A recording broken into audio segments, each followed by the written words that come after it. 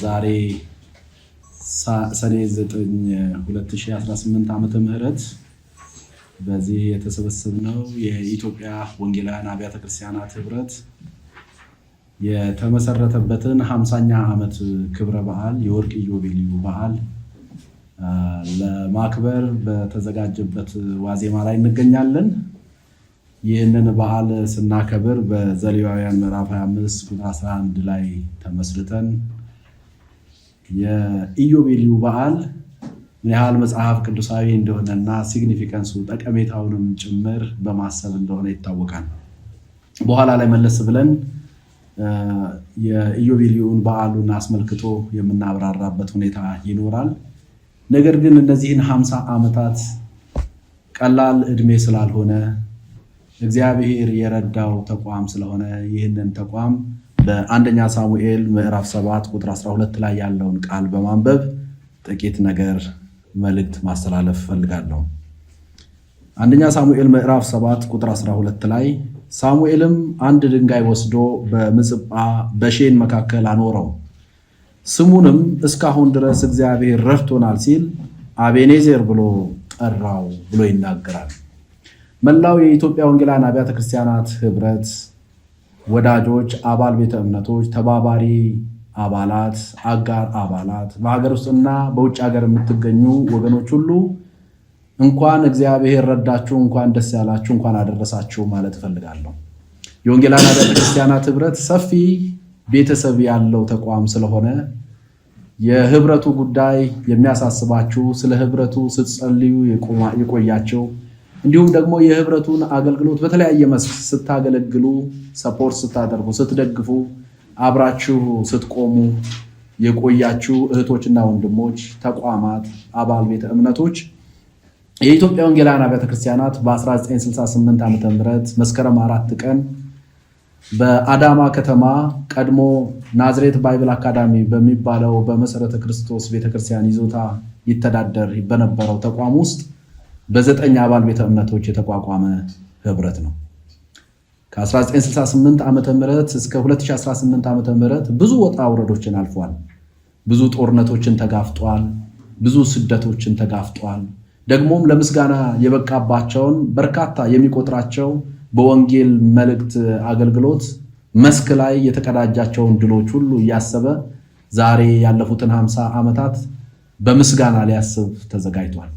ይህንን የምስጋና በዓል ለማከናወን የተመረጠው ቀን ከሐምሌ 6 እስከ 9 2018 ዓ.ም ሲሆን መላው የወንጌላውያን አብያተ ክርስቲያናት ህብረት አባላት፣ አባል ቤተ እምነቶች፣ ተባባሪ አባላትና አጋር ቤተ እምነቶች አገልጋዮች ሁሉ የቻላችሁ በዕለቱ ህብረቱ በሚያከብርበት በነዛ 3 ቀናት አብራችሁን እንድትሆኑ በዚህ አጋጣሚ ጥሪ እናደርጋለን። በ3 ቀናት ውስጥ የአገልጋዮች ስልጠና የመሪዎች ጉባኤም ስለሚካሄድ በመሪዎቹ ጉባኤ ላይም እግዚአብሔር ላለፉት 50 ዓመታት ህብረቱን የረዳበትን ሐሳብ እያነሳን እንዘክራለን፣ በምስጋና እንቆማለን። እግዚአብሔር አምላካችን በቀጣዩ 50 ዓመታት ደግሞ ጌታ ይፈቅድና ብንኖር ቢያኖረን ልናገለግል ያሰብነውንም ደግሞ ሐሳብ ካስ እናደርጋለን፣ እናሳውቃለን። እግዚአብሔር እስከዛሬ ድረስ ረድቶናል፣ ደግሞም ወደፊት ይረዳናል። በእነዚህ ቀናት በሚኖሩን መርሃ ግብሮች በርካታ ሐሳቦችን አንስተን በበዓሉ ላይ የምናንጸባርቅ ይሆናል። የስልጠና መርሃ ግብሮች ይኖሩናል። ስልጠናዎቹ ከክርስቲያናዊ አመራር ጋር የተያያዙ እንዲሁም ደግሞ ከወንጌል ተልእኮ ከሚሽን ጋር የተያያዘ ከድህረ ምርጫ ጋር ተያይዞ የሀገሪቱንም ደግሞ ሁኔታ በመገንዘብ አብያተ ክርስቲያናቱ የሰላም አምባሳደር እንዲሆኑ ስለ ሰላም የምናወራበት፣ የቤተሰብ ጉዳዮችን የምናነሳበት፣ ከተማ አቀፍ አገልግሎቶችን የምንዳስስበት፣ በወንጌል ያልተደረሱ ባለፉት 50 ዓመታት በወንጌል የደረስናቸው በርካታ ማህበረሰቦች አሉ። እስካሁን ደግሞ በወንጌል ያልተደረሱ አሉ። እነሱን የምንደርስበትን ሐሳብ ሁሉ የምናንጸባርቅበት መርሃ ግብሮች ይኖሩናል። እግዚአብሔር አምላክ ረድቶናል፣ አቤኔዘር ሆኖልናል። በወንጌላውያን አብያተ ክርስቲያናት ህብረት ብዙዎችን መድረስ ችለናል። ደግሞም ከዚህ በኋላ እግዚአብሔር በሚሰጠን መድረክ የምንደርስበት እድል ሰፊ ይሆናል። እግዚአብሔር አምላካችንን እጅግ አድርገን እናመሰግናለን። እስከዛው ድረስ ወገኖች እየጸለያችሁ እንዲሁም ደግሞ በበዓሉ ላይ ታዳሚ ለመሆን የሚያስፈልጉትን መርሃ ግብሮች ለመካፈል ለመታደም ወደ ጽሕፈት ቤት በመደወል እንዲሁም ደግሞ ህብረቱ የዞን መዋቅር የክልል መዋቅር ጥሪዎችን አስተላልፈናል። እንድትካፈሉ በዚሁ አጋጣሚ ጥሪያችንን እናቀርባለን። እግዚአብሔር አምላክ የኢትዮጵያ ወንጌላውያን አብያተ ክርስቲያናትን አባላቱንና ምድራችን ኢትዮጵያን ይባርክላለሁ። አመሰግናለሁ። የረዳን አምላካችን እግዚአብሔር የተመሰገነ ይሁን።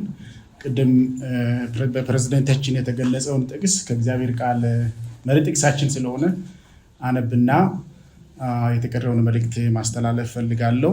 ይህንን ስርዓት እግዚአብሔር የደነገገው በሲና ተራራ ላይ በተለይ ለእስራኤል ልጆች ወደሚሰጣችሁ ወደ ተስፋይቱ ምድር በገባችሁ ጊዜ ሰንበትን አድርጉ ብሎ እግዚአብሔር ትእዛዝ በሰጠ ጊዜ 50ኛውን ዓመት ማክበር ዩቤልዩን በዓል ማክበር ትእዛዝ ሰጠው። ለመጀመሪያ በእስራኤል ሕዝብ ነው። እግዚአብሔር የተናገረውን ያደረገውን ተስፋውን ቃል በፈጸመላቸው ጊዜ ዘሌዋውያን ምዕራፍ 25 ከቁጥር 11 ላይ እንዲህ ይላል፣ ያ 50ኛውን ዓመት ለእናንተ ዩቤልዩ ይሆናል ይላል። እንግዲህ እግዚአብሔር በዚህ ምዕራፍ ላይ በምናይበት ጊዜ ለእስራኤል ልጆች የሰጠውን ያንን ተስፋይቱን ምድር ከገቡ በኋላ 7ኛውን ዓመት እረፍት እንዲያደርጉ 6 ዓመት ከዘሩ በኋላ እንደገና ደግሞ 7 ጊዜ 7 49 ዓመት ከሆነ በኋላ የሚቀረውን 50ኛውን ዓመት ለእግዚአብሔር ቀድሰው ያንን ጊዜ ለምሕረት ለታድሶ እንዲጠቀሙ እግዚአብሔር የተናገረበት ቦታ ነው። በአዲስ ኪዳን ደግሞ ጌታችን ኢየሱስ ክርስቶስ ለኛ ሰንበታችንና እረፍታችን እንደሆነ መጽሐፍ ቅዱስ ይናገራል። እንደ ኢትዮጵያ ወንጌላውያን አብያተ ክርስቲያናት ከተመሰረተ ቅድም በፕሬዝዳንታችን እንደተገለጸው 50ኛው ዓመት ነው። 50ኛ ዓመት ማክበር የጀመርነው ያለፈው ዓመት ነው። አሁን ዓመቱ የሚሞላበት በዓሉን ሴሌብሬት አድርገን ወይም እግዚአብሔርን አመስግነን መዝጊያ የምናደርግበት ፕሮግራም ነው የምናደርገው ሐምሌ 6 እስከ 10 ባለው ጊዜ እግዚአብሔር በእነዚህ ዓመታት ስለረዳን ስላገዘን ብዙ አሁን የሚታዩ በወንጌላውያን ክርስቲያናት ህብረት አገልግሎት ያየናቸውን ፍሬዎች የደረስንባቸውን ቦታዎችና ትልልቅ ስራዎችና ታምራቶችን ቆጥረን እግዚአብሔርን የምናመሰግንበት በዓል ነው። ስለዚህ ሁላችሁም በዚህ ሚዲያ ይህንን መልእክት የምትከታተሉ ወገኖቻችን ቅዱሳኖች በአገሪቱ ውስጥ የምትገኙና በመላው ዓለም የምትገኙ የኢትዮጵያ ወንጌላውያን ክርስቲያናት ህብረት አጋሮችና ባለቤተ እምነቶች ከኛ ጋር እግዚአብሔር ስለረዳን እንድታመሰግኑ ተገኝታችሁ በዕለቱ ፕሮግራሙን መካፈል የምትችሉ በጋራ እናመሰግናለን። ያልቻላችሁን በተለያዩ ሚዲያ አውታሮች ፕሮግራማችን የሚተላለፍ በመሆኑ ከኛ ጋር እግዚአብሔር እንድታመሰግኑ ነው በዋናነት ጥሪ የምናደርገው። በሌላ በኩል ደግሞ በዚህ ጊዜ እግዚአብሔርን ካመሰገንን በኋላ በእንደዚህ ዓመታት ውስጥ ያገለግሉ አባቶቻችንን አገልጋዮቻችንን ሪኮግናይዝ የምናደርግበት እውቅና የምንሰጥበትን ፕሮግራሞችም ይኖሩናል። ምክንያቱም እግዚአብሔር እኔን ተቋም ትልቅ ያደረገው ቅድም ማለት ትናንት በነበሩ አባቶቻችን ትናንት ሳይኖር ዛሬ ስለማይኖር ትናንት ባገለገሉ አባቶቻችን ተጠቅሞ በመሆኑ አባቶቻችን ያገለገሉ አባቶቻችን የምናስብበት እውቅና የምንሰጥበት መርሃ ግብሮችም ይኖሩናል። ከዚህ ፕሮግራም ጋር በተያያዘ ምናልባት አስፈላጊ መረጃ ማግኘት ካስፈለገ ቅዱሳኖች ይህንን ፕሮግራም ለመካፈልም ጥያቄም ካላቸው ይህንን ፕሮግራም ለማስተባበር የተመደበ ግብረ ኃይል ማታና ቀን ትጋት እየሰራ ነው ያለው። ቅድም ፕሬዝዳንታችንም ለመግለጽ ሞክረዋል። ክልል መሪዎቻችን፣ የዞን መሪዎቻችን፣ የከተማ ህብረቶቻችን መሪዎቻችን እየሰሩ ይገኛሉ። በሀገር አቀፍ ደረጃ ደግሞ የተቋቋመ ግብረ ኃይል ስላለ በዚህ በስክሪኑ ላይም ደግሞ ባሉ ስልኮችና አድራሻዎች ስላስፈላጊው ነገር መረጃ ማግኘት ይቻላል፣ መደወል ይቻላል፣ ኢሜል ማድረግ ይቻላል። እንዲሁም ደግሞ እስከ ጽሕፈት ቤታችን ድረስ መጥቶ መጠየቅ ይቻላል ለማለት እፈልጋለሁ። በሌላ መልኩ ደግሞ ፕሮግራማችን የተሳካ እንዲሆን በአስፈላጊ ሁሉ በጎናችን እንድትቆሙ በጸሎት እንድታገዙን ጥሪን ማስተላለፍ እፈልጋለሁ። አምላካችን እግዚአብሔር ረድቶን 50ኛውን ዓመት ስላደረሰን የእግዚአብሔር ስም የተባረከ ይሁን። እንኳን አደረሳችሁ የሚለውን መልእክት በዚሁ ማስተላለፍ እፈልጋለሁ። አመሰግናለሁ። ለመላው ለኢትዮጵያ ወንጌላውያን አብያተ ክርስቲያናት ህብረት መሪዎችና ምዕመናን እንኳን እግዚአብሔር ለዚህ ታላቅ በዓል ለ50ኛው ዓመት ኢዮቤልዩ እግዚአብሔር አደረሳችሁ እያልኩኝ ከተማችን አዲስ አበባ እንግዶችን በመቀበል የማትታማ ተፈትና ያለፈች ብቁ ከተማ ናት። በብዙ አቅጣጫ ዓለም አቀፍ እንግዶችንም ጭምር በብቃት ማስተናገድ የቻለች ሰላማዊ የተረጋገጠ ከተማ እንደሆነ በዓለም ማህበረሰብ ዘንድም ጭምር የሚታወቅ ነውና ከየትኛውም አካባቢ የሚመጡ እንግዶች በአዲስ አበባ የአዲስ አበባው ክልል በቂ ዝግጅት ያደረገ በመሆኑ ምንም የማትቸገሩ መሆኑን ከወዲሁ ለማሳወቅ እንወዳለን። ስለ እንግዶች መቀበል ስናስብ መጽሐፍ ቅዱስ የእግዚአብሔር ቃል ስለ እንግዳ መቀበል በብዙ ይናገራል። በተለይ ደግሞ ለአማኙ ማህበረሰብ ዋና እሴቶቹ መካከል አንዱ ነው። እንግዶችን ለመቀበል ትውላል መጽሐፍ ቅዱስ። እንደገናም ደግሞ አንድ ቃል እንደው ትንሽ ተጨማሪ ለማድረግ ለማንበብ ያክል ዕብራውያን ምዕራፍ 13 ቁጥር 1 ጀምሮ 2 ቁጥሮችን አነባለሁ። እርስ በርሳችሁ እንደ ወንድማማች ተዋደዱ፣ እንግዶችን መቀበል አትርሱ ይልና አንዳንዶች ይህን ሲያደርጉ ሳያውቁ መላእክትን አስተናግደዋልና ይላል። ስለዚህ አንዳንድ ጊዜ እንግዶችን ለመቀበል የምናደርገው ትጋት የእግዚአብሔርን ዓላማ ከማከናወን ጋር የሚገናኝ ነው። መላእክትን ከማስተናገድ ጋር ጭምር የሚገናኝ ነው። የረጅም ጊዜ የጸሎት መልስም ጭምር የሚገኝበት እንደሆነ መጽሐፍ ቅዱስ በግልጽ ይናገራልና የከተማችን ቅዱሳን ይሄን ለማድረግ በራቸውን የከፈቱትን እግዚአብሔር ይባርክ እንላለን። እንደገናም ደግሞ በተለየ ሁኔታ ነው በአሁኑ አቀባበል የምናደርገው። 50ኛ ዓመታችን ነው። ለሌላ 50 ዓመት ጌታ ካልመጣ በቂ ዝግጅት የምናደርግበት የምንመክርበት ስለሆነ በዚህ አቅጣጫ ምንም አይነት ስጋት የሌለው እንደሆነ ለማሳወቅ እንወዳለን። በራችን ክፍት ነው። በሚያስፈልገው ነገር ደግሞ ቢሮውን ኮሚኒኬት ካደረጋችሁ እናንተን ለምትመጡ ሰዎች ለማስተናገድ የሚያስችል በቂ የሆነ ግራውንድ መስርተናል። አትቸገሩም የሚለውን ለማሳወቅ ነው። እግዚአብሔር ይባርካችሁ። መልካም ጊዜ ይሁንልን ብዬ እላለሁ። አመሰግናለሁ። በመጀመሪያ ሁሉንም የኢትዮጵያ ቤተክርስቲያናት ህብረት አባል ቤተክርስቲያናት ምዕመናንን እንዲሁም ሁሉንም የኢትዮጵያ ቤተ እምነቶች በሙሉ እንኳን ለዚህ 50ኛው ዓመት በዓል በሰላም አደረሰን እላለሁ። 50 ዓመት ቀላል ጊዜ አይደለም። 1968 ዓመተ ምህረት ይሄ ቡድን ይሄ ስብሰባ ሲዘጋጅ እግዚአብሔር መቼም ምንም ያለ ፕሮግራም የሚያደርገው ነገር የለውም። ሁል ጊዜ ከፊት ላለው ነገር አስቀድሞ የሚያዘጋጀው ዝግጅት ስላለ ቤተክርስቲያን ገና በኮሚኒስት ሬጂም ውስጥ ገብታ ውጣ ውረድ ውስጥ ያለችበት ጊዜ ስለነበረ እግዚአብሔር ቤተክርስቲያንን ለመጠበቅ እርስ በርስ እንድንያያዝ ያመጣው ሐሳብ ስለነበረ እነኚህ 9 ቤተ እምነቶች ተሰብስበው ይሄንን ጉባኤ በ1968 ዓመተ ምህረት መስርተዋል እና ከ1968 ዓመተ ምህረት በኋላ እንደገና በየ2 ዓመቱን ተደርጓል። ግን ይሄ 68 ዓመተ ምህረቱ በጣም ታሪካዊ ነበር። ከ1500 ያላነሱ የቤተክርስቲያን መሪዎች ናቸው የተሰበሰቡት ከነኚህ ከ9 ቤተ እምነቶች። የራሱ የሆነ ተግዳሮትም ነበረው። ምክንያቱም ሁላችንም የተለያየ ዶክትሪን ያለን የተለያየ ኤክስፒሪየንስ ያለንን ግን ቢሆንም እግዚአብሔር ግን ይሄንን ግሩፕ ነው ወደ አንድ ቦታ አምጥቶ ይሄ ህብረት እንዲቋቋም እግዚአብሔር እድል ይሰጣል።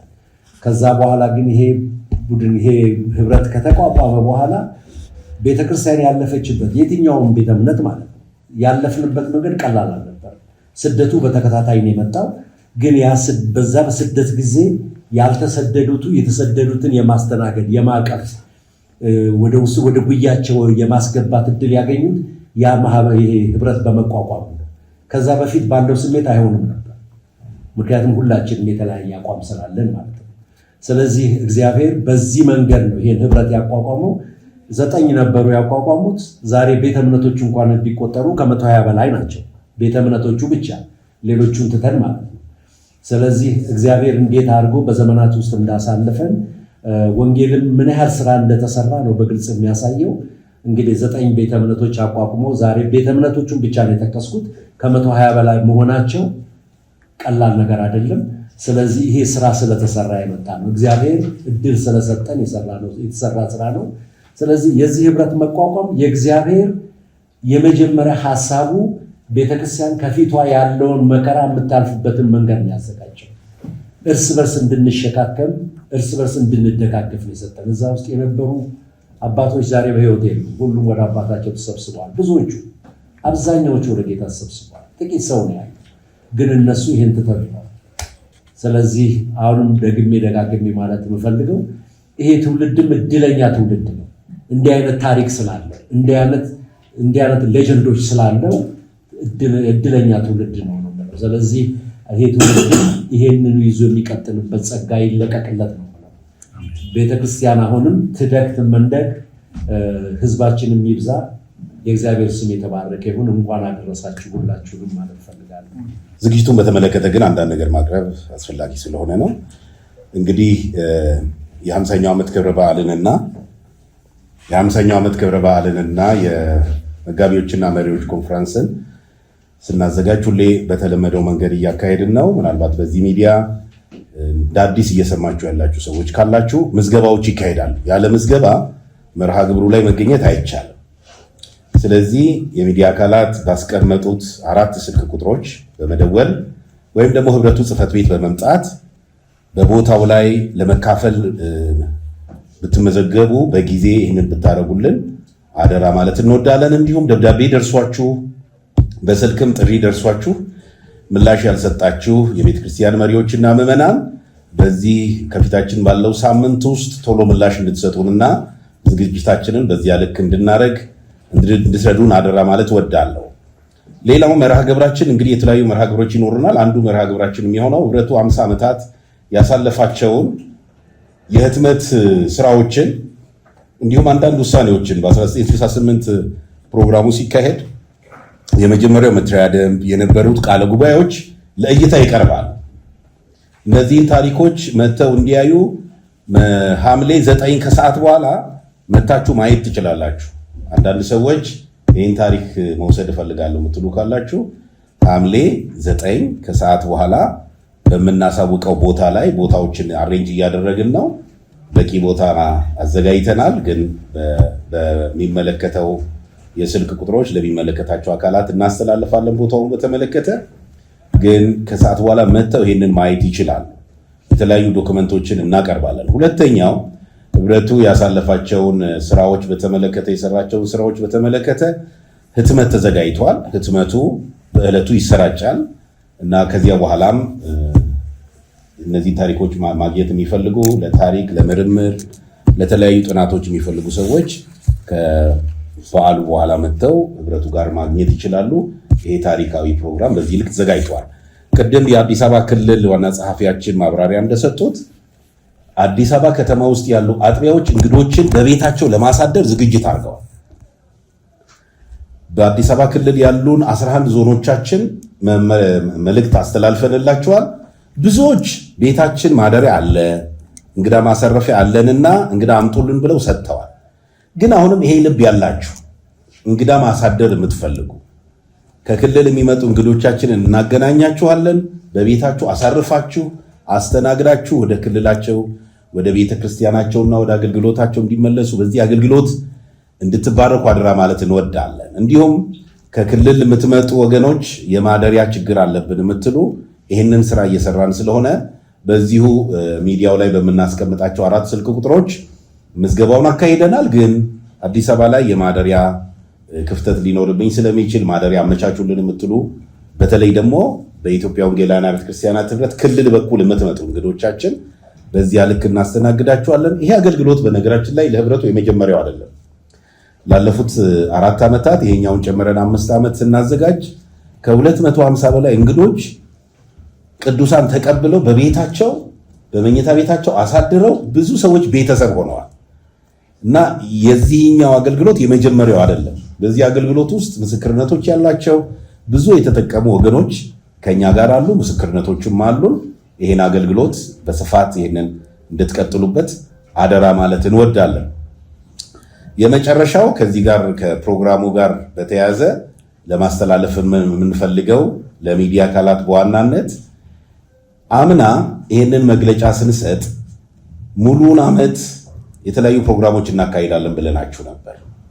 ስለዚህ በተመረጡ ክልሎች ኮንፈረንሶችን አካሂደናል። 50ኛውን ዓመት በተመለከተ በተለያዩ የክልል ከተሞች ላይ ትልልቅ ኮንፈረንሶች አካሂደናል። ብዙ የወንጌል ስርጭቶችን አካሂደናል። ለአምላካችን ክብርና ምስጋና ይሁን። ብዙ ሰዎች ወደ እግዚአብሔር መንግስት መጥተዋል።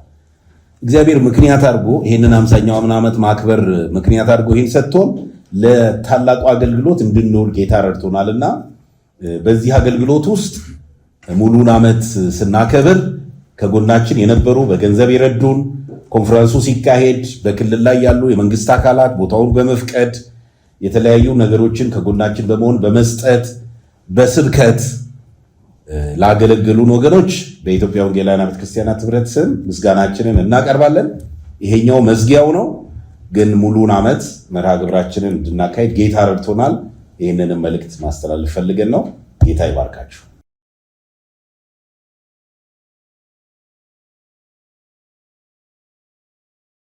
እግዚአብሔር አምላካችንን እጅግ አድርገን እናመሰግናለን። የህብረቱ መሪዎች አንዱ ሁልጊዜ የሚመኙትና በየጠቅላላ ጉባኤያቸው የሚያነሱት ጉዳይ ተተኪ የማፍራትንና ተተኪዎችን ወደፊት የማምጣት ፕሮግራም የህብረቱ የሁልጊዜ አጀንዳ ነበረ እና በየዓመቱ ጠቅላላ ጉባኤ ሲደረግ ተተኪዎችን በቦርድ ኃላፊነት አሁን ብዙ ሰዎች በዚህ ሰዓት እኔ ፕሬዚዳንት መሆኔን አወቁ እንጂ የዛሬ 15 ዓመት እኔ በህብረቱ ውስጥ የሥራ አመራር ቦርድ አባል ሆኜ አገልግያለሁ። ያን ጊዜ ገና 30ዎቹ የጀመርኩበት ወቅት ነበረ እና በህብረቱ ውስጥ እንደዛ ይፈቀዳል እንደሚባል ግን የህብረቱ መሪዎች አንዱ የአመራር ፍልስፍናቸው ተተኪዎችን ማፍራት የሚለው የሁል ጊዜ ፍልስፍና እንደሆነ ይታወቅ ለማለት ነው። ከዛ ባሻገር ዛሬም ወጣቶቹ ወደፊት ብንሆን በእርግጠኛ አሁን ወጣት ለማለት እንግዲህ ወጣት ብላችሁ ከጠራችሁ በጣም ነው ሞቅ የሚለኝ። ፓስተር ሙላት ብቻ ወጣት አይደለህም እያለ እየታገለኝ ነው፣ ግን ለመሆን እሞክራለሁ። ኤኒዌይስ ወጣት ወገኖች ፊት ለፊት ሆነው ስታዩ ከጀርባችን ግን ምን ያህል ማቹርድ የሆኑ መሪዎችና አመራሮች እንዳሉም እንድታውቁ ያስፈልገናል። ትልልቅ ምድሪቱ ላይ እግዚአብሔር በወንጌላውያኑ ማህበረሰብ ውስጥ እንዲያገለግሉ እድል የሰጣቸው አገልግለው አሁን በጡረታ ዕድሜ ላይ ያሉ የህብረቱ የበላይ ጠባቂ አገልጋዮች አሉን እና በጣም በኮንፊደንስ እንድንራመድ የሚያደርገን የነሱ አብሮነት ነው። እግዚአብሔርን እጅግ አድርገን እናመሰግናለን። ከዛ ውጪ ይህንን 50ኛ ዓመት በዓል ስናከብር አንዳንዴ በሹፈት ቋንቋ የሚነሱ ገና 50 ዓመታቸው ነው ማለት ነው እንዲህ የሚሉት ነገር አለ። ሰዎች ሚዲያ ላይ በተለይ እንደዛ እንትን ሲሉ አያለው። የወንጌላውያኑ ዕድሜ ከትንሣኤ እኩል ነው እንደምታውቁት። የወንጌላውያኑ ዕድሜ ዛሬ የጀመረ አይደለም። ግን የወንጌላውያን አብያተ ክርስቲያናትን ምስረታውን ጽንሰ ሐሳቡን ስትመለከቱ በብሉይ ኪዳን መዝሙር 133 ላይ በቃላችን የምናውቀው አንድ ጥቅስ አለ። ወገኖች ወይም ወንድሞች በህብረት ቢቀመጡ ምንድነው የሚለው? መልካም ነው፣ ያማረ ነው። እግዚአብሔር በዛ ደግሞ ህይወትንም በረከትንም ምን ብሏል ነው የሚለው። ተመልከቱ፣ ይህንን የመሰለ እጅግ የሚያጓጓ የሚያስደንቅ የእግዚአብሔር ቃል ያለን ወገኖች ነን እኛ ወንጌላውያን። ከዚህ የተነሳ ህብረት ማድረግ የህብረት ጉዳይ ለድርድር የሚቀርብ ጉዳይ እንዳልሆነ እንረዳለን። ሁለተኛ የኢትዮጵያ ወንጌላውያን አብያተ ክርስቲያናት ህብረት የተመሰረተበት የመጽሐፍ ቅዱስ ጥቅስ ዮሐንስ ወንጌል ምዕራፍ 17 ቁጥር 21 22 ነው። ያንን ክፍል ሄዳችሁ ስታነቡ የዛ ክፍል ላይ ህብረት የጌታ የኢየሱስ ክርስቶስ የጸሎት ርዕስ ነበር። የጸሎት ርዕሱ ነበር። ኢየሱስ ሲጸልይ አባት ሆይ እኔና አንተ አንድ እንደሆን እነዚህ የሰጠኸኝ ደግሞ ምን ይሁኑ አንድ። የህብረት ጉዳይ የጌታ የኢየሱስ ክርስቶስ የጸሎት ርዕስ ነበር እና የኢትዮጵያ ወንጌላውያን አብያተ ክርስቲያናት ህብረት የተወለደው ከኢየሱስ ክርስቶስ የጸሎት ርዕስ ውስጥ ነው ብለን እናምናለን። ስለዚህ በህብረት ጉዳይ አንደራደርም ማለት ነው። ቅዱሳን ጌታ ኢየሱስ ክርስቶስ በምድር በተመላለሰበት ጊዜ ሁሉ ስለ ህብረት ከጸለየ እኛ ህብረት አናደርግም የምንልበት ምንም አይነት አቋም አይኖረንም ማለት ነው። ስለዚህ አባቶቻችን የዛሬ 50 ዓመት በ1968 ዓመተ ምህረት እንዳጋጣሚ ሆኖ እግዚአብሔር መቼም ራሱን ያለ ምስክር አይተውም የምስረታ በዓሉ ሲዘጋጅ ከአስተናባሪዎቹ መካከል አባታችን ጋሽ መኮንን ነበሩ። ዛሬ ደግሞ ከኛ ከልጆቻቸው ጋር ቁጭ ብለው 50ኛ ዓመቱን እንደገና እንዲያከብር የሚመክሩን አብረውን ደግሞ ደፋ ቀና የሚሉ አባት ሆነው በመካከላችን ተገኝተዋል። እድለኞች ነን። ስለዚህ ምስክሮች እንድትሆኑም እንፈልጋለን። ምን ያህል ህብረቱ አብሮ ኢንቴግሬትድ እንደሆነ ወጣቶችን ከአባቶች ከእናቶች ጋር አሰናስሎ እያገለገለ ያለ ተቋም እንደሆነ እንዲታወቅ ያስፈልገናል። ከዛ ውጪ የኢትዮጵያ ወንጌላውያን አብያተ ክርስቲያናት ዛሬ በዚህ ዓመት 50ኛ ዓመቱን ሲያከብር በምን ኤሪያ ነው? ቅድም ወንድሜ እኔነህ ሌሎችም ወንድሞች አንስተዋልና የምስጋና በዓል ነው በዓላችን። ለአንድ ቀን ለሁለት ቀን ለሶስት ቀን ፕሮግራሙን ወይም መርሃ ግብሩን አድርገን ደግሞ የምንበተንበት ሳይሆን ጌታ ኢየሱስ ክርስቶስ እስኪመጣ ድረስ ቤተክርስቲያን በዚህ ምድር ስለምትኖር ተልእኳንም ለማሳሰብ ነው ይህንን በዓል የምናከብረው እንጂ የሆነ ስርዓት አድርገን የምንሄድበት ጉዳይም አይደለም። ተልእኳ አሁንም ያላለቀ የቤት ስራዋ በጓዳዋ እንዳለ ቤተክርስቲያንን ለማሳሰብ ነው። በእጃችን ላይ ያላለቀ የቤት ስራ አለ። እንደምታውቁት የወንጌል ጉዳይ ያላለቀ የቤት ስራችን ነው። ስለዚህ አገልጋዮችን ለማፍራት በወንጌል ያልተደረሱትን ለመድረስ በምድሪቱ ላይ ደግሞ የሰላም ተልእኮን ለማስተጋባት ቤተክርስቲያን አለች። እነዚህን ለማከናወን ነው እና እነዚህን መርሃ ግብሮች ስናከናውን የተለያዩ ኮሚቴዎችን አደራጅተናል። በጣም ኢንተረስቲንግ የሆነ ኢቨንት ነው የሚሆንልን። በዚህ 50 ዓመት ውስጥ ያገለገሉ መዘምራኖች ያገለግሉናል፣ በሶሎም በዝማሬም። በእነዚህ ዓመታት ውስጥ እግዚአብሔር ያስነሳቸው ደግሞ ለቤተ ክርስቲያን በረከት የሆኑ ቃል እግዚአብሔር ሰባኪዎች በትምህርት ያገለግሉናል። ከሀገር ውስጥ ከውጭ ሀገር የሚመጡ እንግዶች አሉን። እንዲሁም ደግሞ ከሀገር ውስጥ ከክፍለ ሀገር ብዙ ኪሎሜትሮችን አቋርጠው የሚመጡ ወገኖች አሉ እና በእነዚህ መርሃ ግብሮች የታጀበ ነው የሚሆነው ማለት ነው። ከተነሳው ጥያቄ ጋራ ስለ ቦታው የተለየ ነገር ገጥሞን ካልተቀየረ በስተቀር ቦታውን በዚህ ጊዜ የምናከናውነው በ2018 የ50ኛ ዓመት በዓላችንን ሰለብሬት የምናደርገው በአራዳ ፓርክ ነው የሚሆነው። በዛ ስፍራ ለአገልጋዮች ስልጠና የሚሆኑ አዳራሾች አሉ። እንዲሁም ደግሞ ምቹ የሆነ መቼም ከተማ ውስጥ እግዚአብሔር ከተማይቱን ሪፎርም ያደረገበት ጊዜ ላይ ነው እና ምናልባትም ያንንም ከባቢ ስንመለከት እኛም ወደ ቤታችን ተመልሰን እግዚአብሔር የሰጠንን ይዞታዎች፣ ቢሮዎቻችንን፣ የአገልግሎት መድረኮቻችንንም እንድንፈትሽ ያደርጋል ብዬ አስባለሁ። ከአካባቢው በጣም ሪፎርምድ የሆነ በጣም የተለወጠ አካባቢ ሆኗል እና እዛ አካባቢ አገልጋዮቻችንን ጠርተን ለስልጠናውም ለበዓሉም የመረጥነው ቦታ ያንን ነው። የተለወጠ ነገር ሲኖር ቅድም በተሰጠው የስልክና ሚዲያ እንናገራለን። ግን ቅድም እንደተነገረው እንደምታውቁት ያንን በዓል ወይም ፕሮግራሙን የሚካፈሉ ሰዎች በኢንቪቴሽን ነው። ውስን የሆነ ቦታ ውስን የሆነ አዳራሽ ስለሆነ ያለን ለሁሉም ሕዝብ ክፍት ልናደርገው አልቻልንም፣ አንችልም። ከዚህ የተነሳ የሚካፈሉ ወገኖች ስልክ እየደወሉ መረጃ ስለሚለዋወጡ ቦታውን በዛ መንገድም የተለወጠ ነገር ካለ እናሳውቃለን። ከዛ ውጪ የተነሳው ጥያቄ ትውልዱ ምንድነው ማወቅ ያለበት የሚል ሐሳብ ተነስቷል እና ይህንን አባታችን ጋሽ ሞኬ እንትን እንዲያደርጉ እድል እሰጣለሁ። በምን አለፋችሁ፣ በምን ውስጥ ነው ያለፋችሁት የሚለውንም እንደዚሁ እሳቸው እንዲዳስሱልን እንፈልጋለን። ምክንያቱም ማን ይናገር የነበረ ማን ባይባልም እሳቸው ግን የነበሩ ሰው ስለሆኑ እነዚህ ነገሮች ያንሱ። ወንጌላውያን አብያተ ክርስቲያናት ህብረት ግን ባለፉት 50 ዓመታት ለወንጌል የማይመቹ የፖለቲካ ፍልስፍናዎችን ተጋፍጦ ያለፈ ነው። ከምንም በላይ እንደሚታወቀው ቤተክርስቲያን በምድር ላይ ስትኖር ኒውትራል ነች። ኒውትራል ገለልተኛ፣ ውግንናዋ ከእግዚአብሔርና ከእግዚአብሔር ቃል ጋር ብቻ ነው። የእግዚአብሔርን ቃል መሰረት አድርጋ አገልግሎቷን መስጠት አለባት። ውግንናዋ ከእግዚአብሔር ከተቀበለችው ተልእኮና ከአምላኳ ጋር ነው መሆን ያለበት። ስለዚህ በዚህ ምድር ላይ የተለያዩ ማህበራዊና ፖለቲካዊ እንትኖች ይንሸራሸራሉ፣ ያልፋሉ፣ ይመጣሉ፣ ይሄዳሉ፣ ይመጣሉ፣ ይሄዳሉ፣ ይመጣሉ። ስለዚህ ሲመጡ እየተቀበለች የሚሄዱትን እየሸኘች የምትቆም አይደለችም።